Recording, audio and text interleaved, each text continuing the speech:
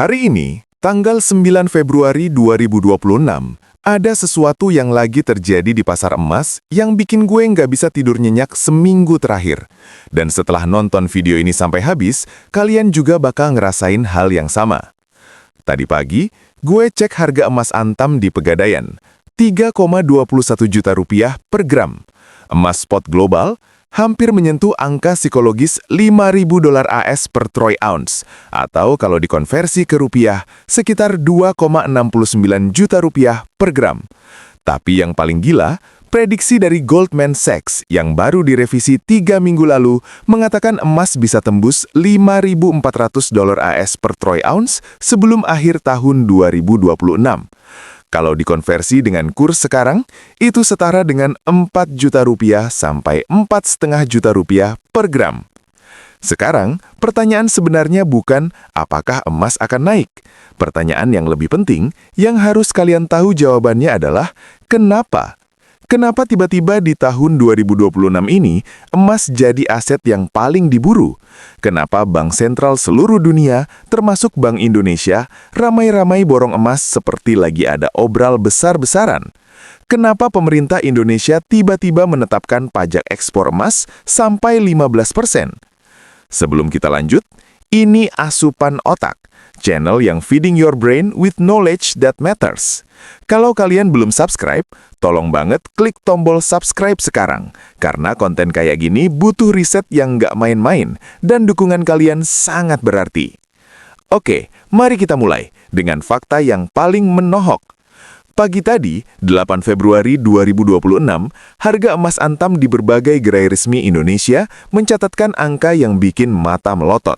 Di Pegadaian, emas batangan 1 gram dijual 3,21 juta rupiah.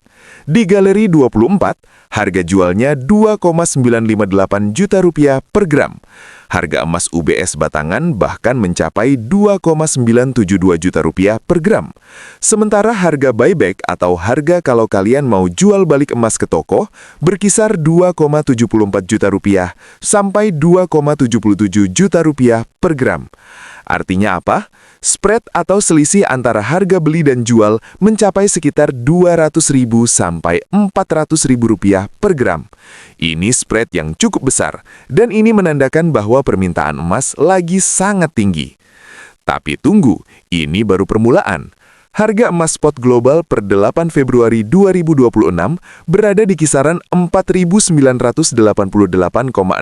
AS per troy ounce, dengan kurs rupiah terhadap dolar AS yang sekarang di sekitar $16.856 per dolar. Ini berarti harga emas dunia kalau dikonversi ke rupiah per gram sekitar 2,69 juta rupiah. Lalu kenapa harga emas Antam lebih mahal? Karena ada biaya produksi, pajak PPh 0,25%, margin penjual, biaya distribusi, dan premi likuiditas. Tapi yang penting bukan perbedaan harganya, yang penting adalah tren pergerakannya. Dan trennya itu mencengangkan. Sepanjang tahun 2025 kemarin, harga emas naik lebih dari 64%. Dari yang awal tahun 2025 masih sekitar 1,4 juta rupiah per gram, sekarang udah di atas 2,9 juta rupiah. Kalian yang beli emas awal 2025, sekarang udah untung lebih dari 100% kalau dijual. Tapi pertanyaannya, apakah ini puncaknya atau masih ada ruang untuk naik lebih tinggi? Jawabannya ada di proyeksi lembaga keuangan terbesar dunia. Goldman Sachs, salah satu bank investasi paling berpengaruh di dunia, baru saja merevisi prediksi harga emas mereka. Awalnya mereka bilang emas akan mencapai $4.900 AS per troy ounce di Desember 2026. Tapi karena lonjakan harga yang terjadi di Januari 2026 yang bahkan sempat menyentuh $5.594,82 AS, mereka naikkan prediksi jadi $5.400 AS. Kalau dikonversi dengan kurs sekarang, itu setara dengan 2,9 juta rupiah sampai 3 juta rupiah untuk harga spot. Tambahkan margin dan biaya-biaya di Indonesia, harga emas Antam bisa tembus 3,5 juta rupiah sampai 4 juta rupiah. Tapi Goldman Sachs bukan satu-satunya yang optimis. Bank of America memproyeksikan harga emas bisa mencapai $5.000 AS di 2026. Morgan Stanley bilang bisa sampai $5.700 AS dalam skenario optimis mereka.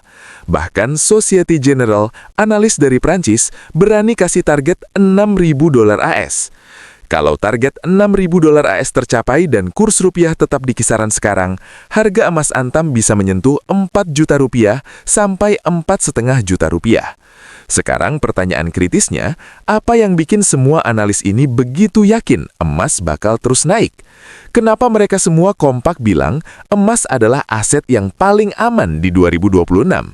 Jawabannya ada 3 faktor besar. Faktor pertama, bank sentral seluruh dunia lagi panic buying emas. Data dari World Gold Council yang dirilis awal Februari 2025 menunjukkan bahwa bank sentral di seluruh dunia membeli 863 ton emas sepanjang tahun 2025. Ini memang turun dibanding 3 tahun sebelumnya yang selalu di atas 1.000 ton per tahun. Tapi angka ini tetap jauh di atas rata-rata historis yang cuma 473 ton per tahun. Yang lebih penting adalah siapa yang beli dan kenapa mereka beli. Polandia jadi pembeli terbesar dengan akumulasi 102 ton sepanjang tahun 2025. Gubernur Bank Sentral Polandia bahkan blak-blakan bilang mereka mau naikkan cadangan emas sampai 700 ton demi keamanan nasional.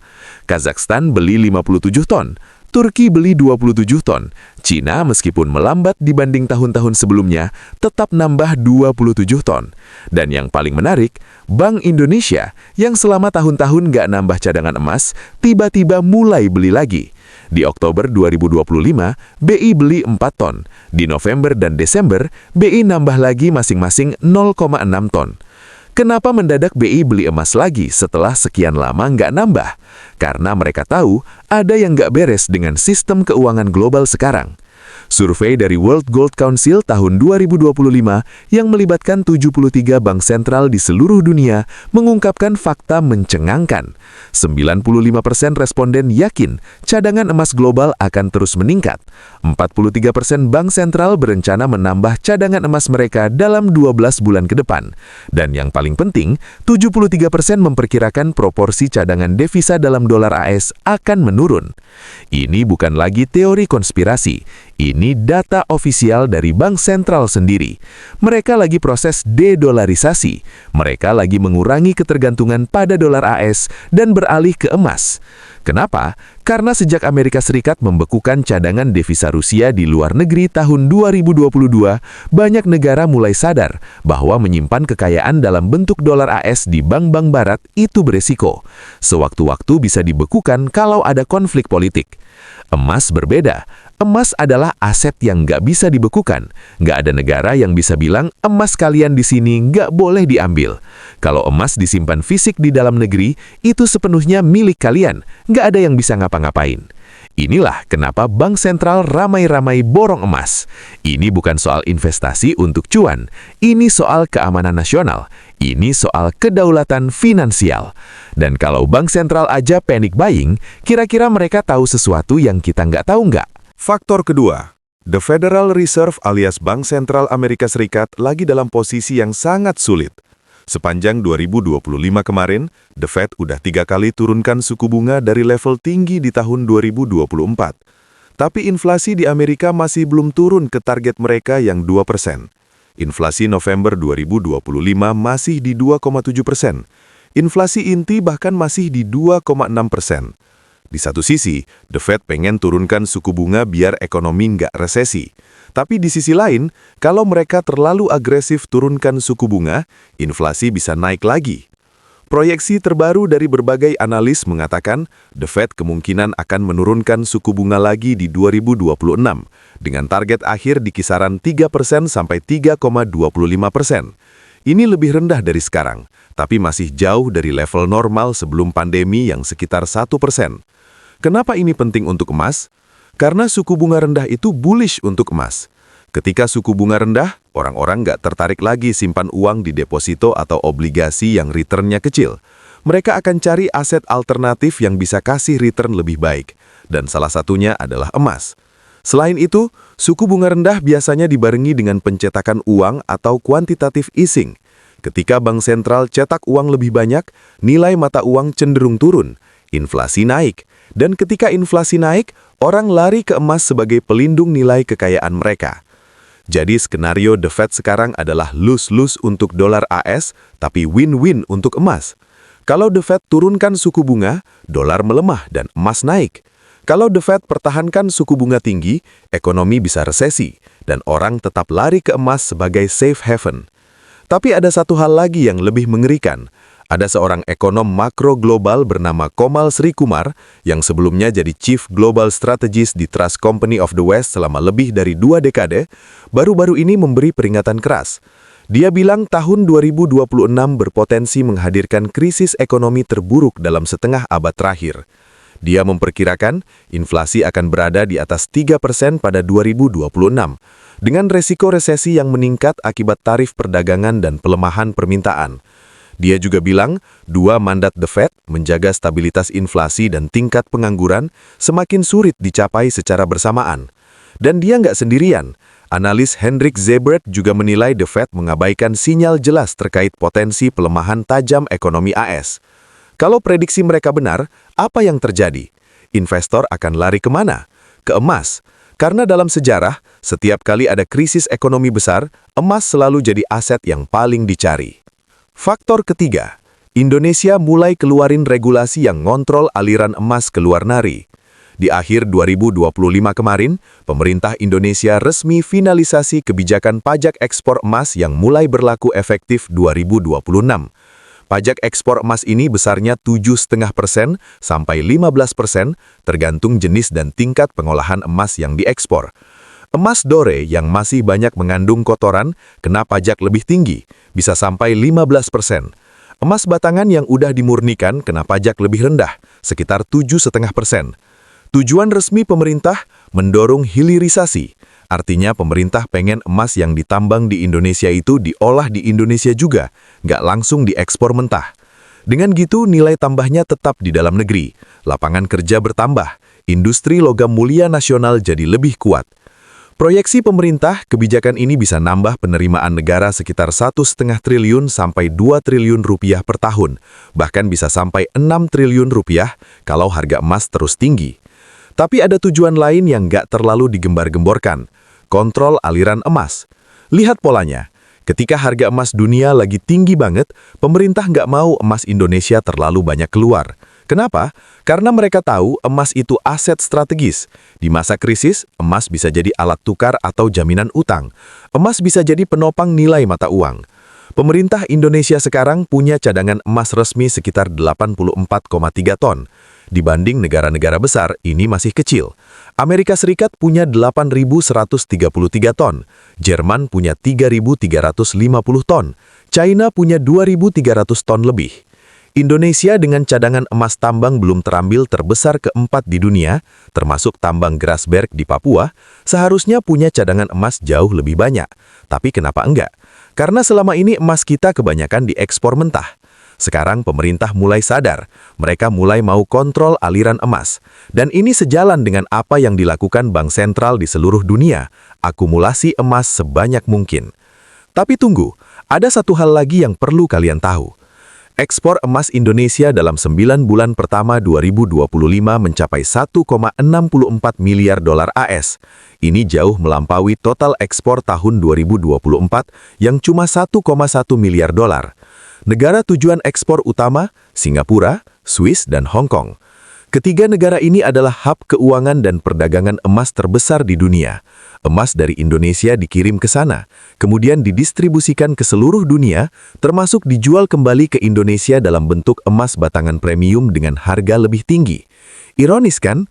Kita ekspor emas mentah, mereka olah, terus jual balik ke kita dengan harga lebih mahal. Inilah kenapa pemerintah sekarang mau dorong hilirisasi. Oke, sekarang kalian udah tahu 3 faktor besar yang bikin harga emas naik. Bank sentral panic buying, The Fed dalam posisi sulit, dan Indonesia mulai kontrol aliran emas. Sekarang pertanyaan selanjutnya, apakah prediksi 4 juta rupiah per gram itu realistis atau cuma sensasi? Mari kita hitung bareng-bareng. Prediksi paling konservatif dari Bank of America bilang emas bisa mencapai $5.000 AS per troy ounce di 2026. 1 troy ounce itu sekitar 31,8 gram. Jadi $5.000 AS per troy ounce itu setara sekitar $168,8 AS per gram. Dengan kurs sekarang sekitar Rp16.856 per dolar, itu berarti harga emas spot global setara Rp2,71 juta per gram. Tapi ini harga spot. Harga emas antam biasanya lebih tinggi sekitar 10-15% dari harga spot, karena ada biaya produksi, pajak, margin, dan premium. Jadi kalau harga spot 2,71 juta, harga antam bisa 2,98 juta sampai 3,12 juta rupiah per gram. Tapi ini prediksi Bank of America yang konservatif. Goldman Sachs bilang bisa sampai $5.400 AS per troy ounce. Itu setara $173,6 AS per gram, atau 2,92 juta rupiah per gram untuk harga spot. Tambah premium, harga antam bisa 3,2 juta rupiah sampai 3,36 juta rupiah per gram.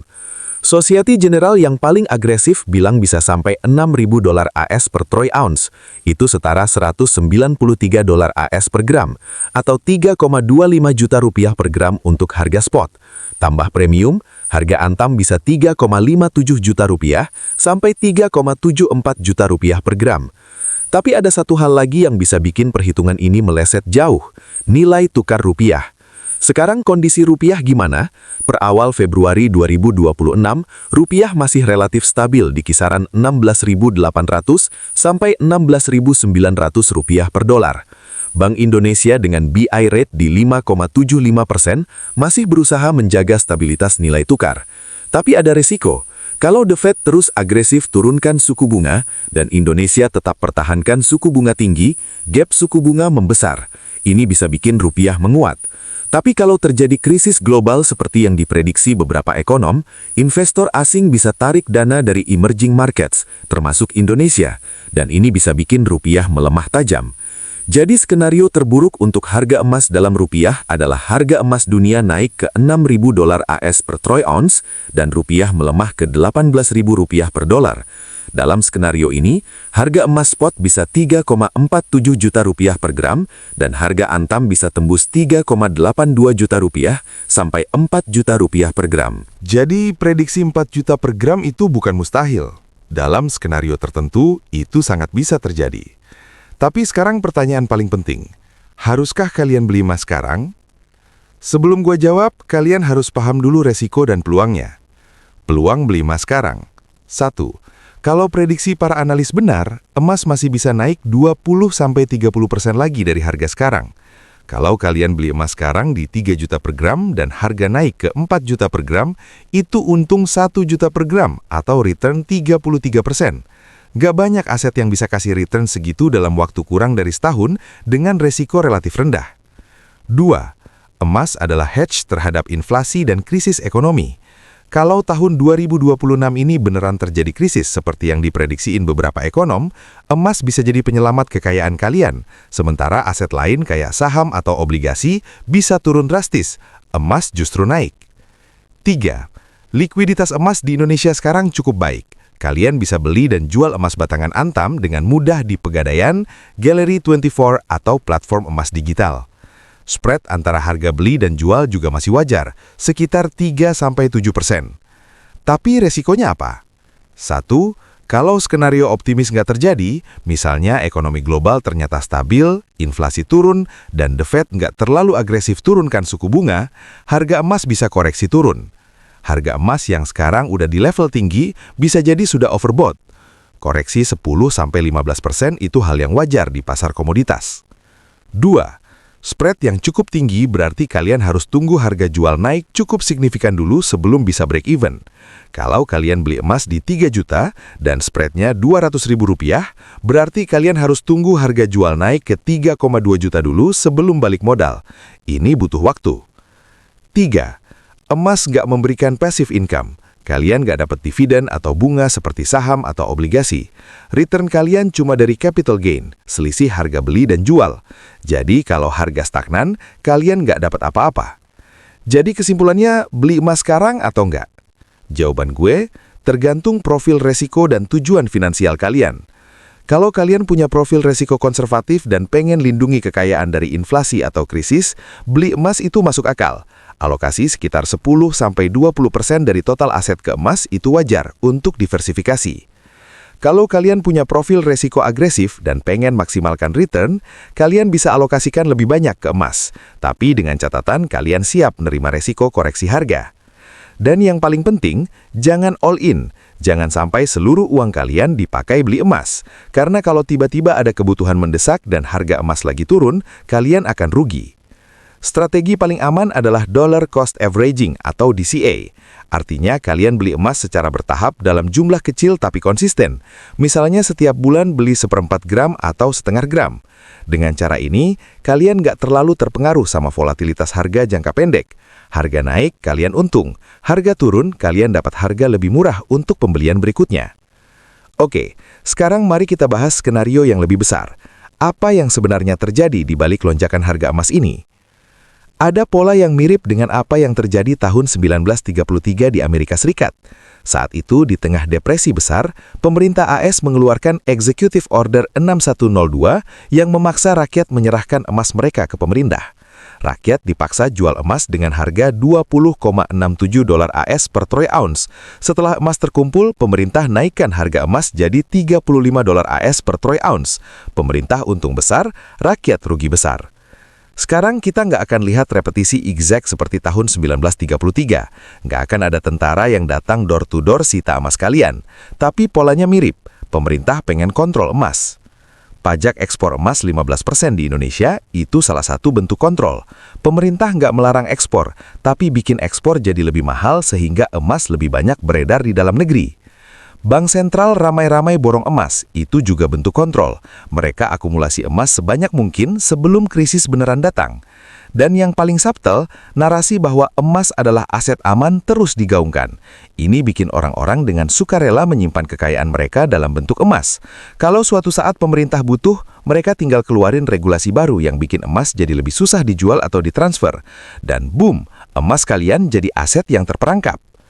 Gue nggak bilang ini bakal terjadi, gue cuma bilang waspada. Karena sejarah menunjukkan bahwa setiap kali ada krisis ekonomi besar, pemerintah selalu cari cara untuk kontrol kekayaan rakyat. Dan emas karena mudah diidentifikasi dan dilacak, jadi target utama. Jadi apa yang harus kalian lakukan? 1. Jangan naruh semua telur dalam satu keranjang. Diversifikasi aset. Punya emas itu bagus, tapi juga punya aset lain, seperti properti, saham, obligasi, bahkan kripto kalau kalian paham resikonya. 2. Kalau kalian beli emas, simpan fisik di tempat aman yang cuma kalian yang tahu. Jangan terlalu percaya sama penyimpanan pihak ketiga, terutama kalau jumlahnya besar. Safe deposit box di bank itu oke, tapi ingat bahwa dalam kondisi ekstrim, pemerintah bisa freeze akses ke bank. 3. Perhatikan regulasi. Setiap ada perubahan kebijakan pemerintah terkait emas, entah itu pajak, pembatasan ekspor-impor atau aturan baru tentang kepemilikan emas, kalian harus langsung aware, karena perubahan regulasi itu early warning sign. 4. Punya skill dan pengetahuan yang nggak bisa diambil. Emas bisa disita, uang bisa inflasi, tapi pengetahuan dan skill kalian akan tetap berguna kapanpun. Invest in yourself, belajar hal baru, develop skill yang marketable. 5. Bangun network atau jaringan yang kuat. Di masa krisis, orang yang punya network kuat akan lebih survive dibanding orang yang punya banyak emas tapi sendirian. Sekarang mari kita bahas prediksi skenario masa depan. Ada 3 skenario utama yang mungkin terjadi di 2026. Skenario pertama, stagflasi berkepanjangan, kemungkinan 40%. Ekonomi tumbuh lambat atau bahkan stagnan, tapi inflasi tetap tinggi. Ini kombinasi terbarak. Stagflasi terakhir kali terjadi parah di tahun 1970-an di Amerika Serikat dan dampaknya sangat menyakitkan. Dalam skenario ini, The Fed dan bank sentral lainnya stuck. Mereka nggak bisa turunkan suku bunga terlalu agresif karena inflasi masih tinggi. Tapi mereka juga nggak bisa naikkan suku bunga karena ekonomi udah lemah. Harga emas dalam skenario ini akan terus naik karena orang cari safe haven. Tapi kenaikannya nggak eksplosif, lebih ke kenaikan steady 10-20% per tahun. Rakyat dalam skenario ini terjepit, gaji nggak naik tapi harga barang naik terus, daya beli turun, kualitas hidup menurun, dan pilihan untuk protect wealth jadi makin terbatas karena pemerintah akan keluarin berbagai regulasi baru untuk kontrol modal. Skenario kedua, krisis sistemik, kemungkinan 35%. Ini adalah repetisi krisis 2008 atau bahkan lebih parah, dipicu dari default utang negara besar, kolapsnya bank besar, eskalasi perang, atau kombinasi dari semuanya. Dalam skenario ini, harga emas bisa shoot up sangat cepat, bisa sampai 6.000 sampai 10.000 dolar AS per troy ounce, atau bahkan lebih tinggi. Dalam rupiah, harga emas Antam bisa tembus 5 juta sampai 8 juta rupiah per gram, terutama kalau rupiah juga melemah drastis. Tapi ada catch-nya. Di skenario krisis sistemik, pemerintah akan ambil langkah emergensi. Kontrol modal yang ketat, pembatasan transaksi emas, bahkan kemungkinan pengambil alihan emas rakyat seperti tahun 1933, meskipun dengan cara yang lebih halus dan lebih modern. Jadi, meskipun harga emas tinggi, kalian mungkin nggak bisa jual dengan bebas. Atau kalau bisa jual, akan ada pajak atau pungutan yang sangat tinggi. Di skenario ini, preparasi sekarang sangat menentukan survive atau enggak. Yang udah punya emas fisik, punya skill beragam, punya network kuat, punya stok makanan dan barang kebutuhan, akan jauh lebih baik posisinya dibanding yang cuma punya uang tunai di bank. Skenario ketiga, perlambatan terkendali, kemungkinan 25%. Bank sentral berhasil kendalikan inflasi tanpa menyebabkan resesi besar. Ekonomi tumbuh moderat di kisaran 2-3%. Konflik geopolitik mereda, kepercayaan pada sistem keuangan pulih perlahan. Dalam skenario ini, harga emas akan stabil atau bahkan turun sedikit karena investor mulai kembali ke aset beresiko seperti saham. Emas masih akan jadi bagian dari portofolio diversifikasi, tapi nggak lagi jadi primadona. Harga emas dalam skenario ini kemungkinan akan sideways di kisaran 4.000 sampai 4.500 dolar AS per troy ounce atau sekitar 2,7 juta rupiah sampai 3,2 juta rupiah per gram untuk Antam. Tapi honestly probabilitas skenario ini paling kecil. Kenapa? Karena terlalu banyak variabel yang harus align sempurna. The Fed harus pinter banget manage inflasi dan pertumbuhan. Geopolitik harus membaik, China dan Amerika harus damai, Rusia dan Ukraina harus damai, Timur Tengah harus stabil. Utang global yang udah mencapai level tertinggi pesanjang sejarah harus bisa dikelola tanpa krisis. Semua itu harus terjadi bersamaan, dan pengalaman sejarah menunjukkan bahwa ketika terlalu banyak variabel yang harus beres, biasanya yang terjadi malah sebaliknya. Jadi kalau gue disuruh taruhan, gue akan bilang kombinasi skenario 1 dan 2 paling mungkin, stagflasi berkepanjangan yang pada akhirnya memicu krisis sistemik. Sekarang, mari kita bahas beberapa pelajaran penting dari sejarah yang nggak boleh dilupakan. Pelajaran pertama, pemerintah selalu prioritaskan sistem, bukan individu. Ketika sistem terancam, pemerintah akan lakukan apapun untuk selamatkan sistem, meskipun harus rugikan individu. Contohnya tahun 1933, rakyat Amerika dipaksa serah emas untuk kebaikan bersama, tapi yang diselamatkan adalah sistem perbankan, bukan kesejahteraan rakyat. Bank yang harusnya bangkrut diselamatkan, jutaan rakyat kehilangan rumah dan pekerjaan. Hal yang sama terjadi di krisis 2008. Pemerintah bailout bank-bank besar pakai uang pajak rakyat. Rakyat yang kehilangan rumah karena subprime mortgage nggak dapat bailout, tapi bank yang menyebabkan krisis malah dapat miliaran dolar untuk diselamatkan. Pelajaran untuk kita, jangan terlalu percaya bahwa pemerintah akan protek kepentingan kalian sebagai individu. Kalian harus protek diri sendiri. Pelajaran kedua, kontrol emas adalah kontrol kekayaan. Emas bukan sekedar logam mulia. Emas adalah bentuk kekayaan yang nggak bisa dimanipulasi pemerintah. Uang kertas bisa dicetak sebanyak-banyaknya sampai nilainya jadi nol, tapi emas nggak bisa dicetak. Emas adalah aset real yang terbatas jumlahnya. Kalau rakyat punya terlalu banyak emas, mereka punya kemandirian finansial, dan kemandirian adalah musuh kontrol. Makanya, setiap krisis ekonomi besar, salah satu langkah pertama pemerintah adalah kontrol aliran emas. Pelajaran untuk